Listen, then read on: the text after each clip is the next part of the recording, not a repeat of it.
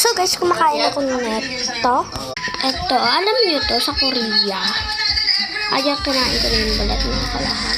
Okay. Malupit, hindi ko na patatagalin to. Isa lang masasabi ko. Siyempre, Ayan.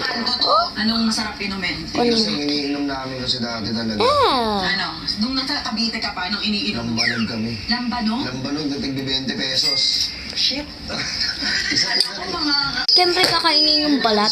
Ba't hindi natapos? O sige, pakuha ko ng ng isang gin bilog.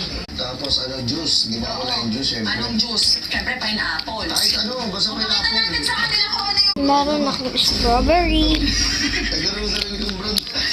Let's go!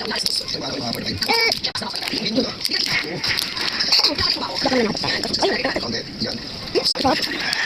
Yan, tapos,